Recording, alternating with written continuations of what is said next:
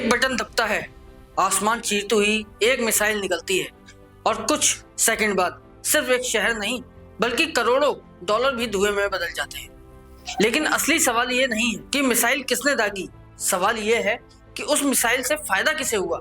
नमस्कार, मैं अनुभव सक्सेना और आप देख रहे हैं इंडिया तक टुडे। और आज हम युद्ध की उस अर्थव्यवस्था का पोस्टमार्टम करेंगे जहां मौतें खबरें बनती हैं और मुनाफा हेडलाइन नहीं बनता। जब आसमान से आग बरसती है तो नीचे जमीन पर गिरता हर गोला सिर्फ बारूद नहीं होता, वो करोड़ों डॉलर का एक इन्वेंट्री होता है। मिडिल ईस्ट की सरजमी एक बार फिर दहल उठी, सैकड़ों मिसाइलें दागी गईं, हमले ने पूरे शहर की नींद उड़ा दी और अरबों डॉलर धुएं में उड़ गए। लेकिन क्या आपने कभी सोचा है कि जब पूरी दुनिया शांति की अपील कर रही होती है तब कुछ बंद कमरों में कैलकुलेटर चल रहे होते हैं, जब मासूमों के घर गिर रहे होते हैं तब शेयर बाजार में डिफेंस कंपनियों के ग्राफ ऊपर जा रहे होते हैं। आज हम पर्दा उठाएंगे उस सच से जो न्यूज हेडलाइन में नहीं दिखाया जाता।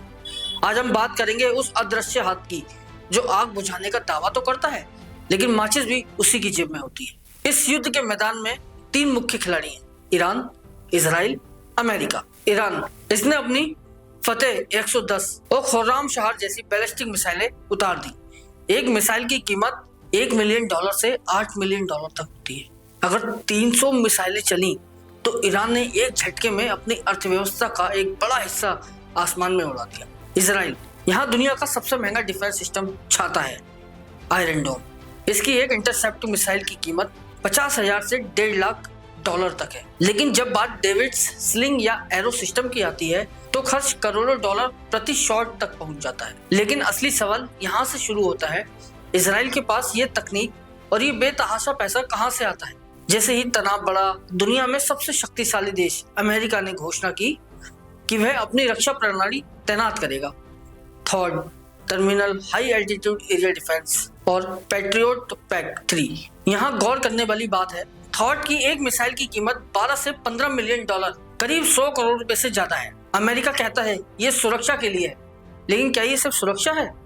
इतिहास गवाह है, जब भी दुनिया के किसी कोने में अस्थिरता होती है अमेरिकी डिफेंस कॉन्ट्रैक्टर्स के ऑर्डर्स बुक भर जाते हैं। अमेरिका इजराइल को अरबों डॉलर की सैन्य सहायता देता है, लेकिन ये पैसा वास्तव में कहाँ जाता है? ये पैसा वापस घूमकर अमेरिका के ही हथियार कंपनियों के पास पहुंचता है।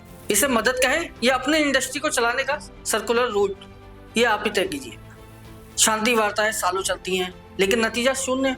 आखिर क्यों दुनिया की सबसे बड़ी महाशक्ति इस आग को पूरी तरह बुझाने में नाकाम रहती है? शायद इसीलिए क्योंकि अगर पूरी तरह शांति हो गई तो थर्ड कौन खरीदेगा, और दुश्मन का डर खत्म हो गया तो F-35 जैसे महंगे फाइटर जेट्स की क्या जरूरत?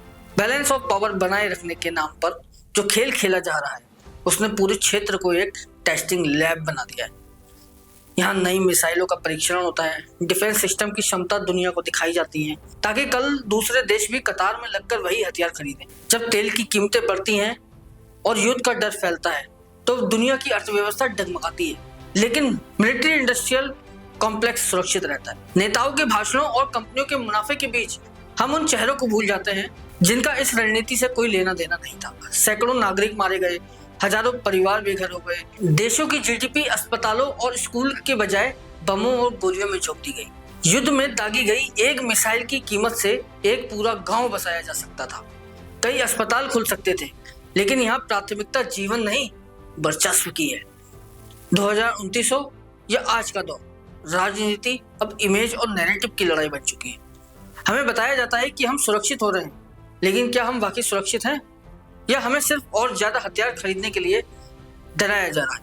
जब तक युद्ध को एक मुनाफे का सौदा समझा जाएगा तब तक दुनिया के किसी न किसी कोने से बारूद की गंध आती रहेगी। क्या ये वाकई सिर्फ सुरक्षा का मामला है या फिर ये अरबों डॉलर का भय बाजार जिसे जिंदा रखने के लिए मासूमों की बलि दी जा रही है?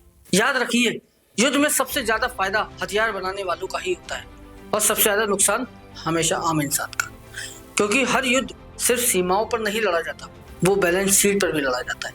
और याद रखिए, जंग में जीत चाहे जिसकी हो, हार हमेशा इंसानियत की होती है। अगर आप चाहते हैं कि हम ऐसे ही परत दर परत सच खोलते रहें तो चैनल को सब्सक्राइब कीजिए, फेसबुक पर फॉलो कीजिए और इस वीडियो को ज़्यादा से ज़्यादा शेयर कीजिए, क्योंकि सवाल पूछना बंद हुआ तो जवाब मिलना भी बंद हो जाएगा।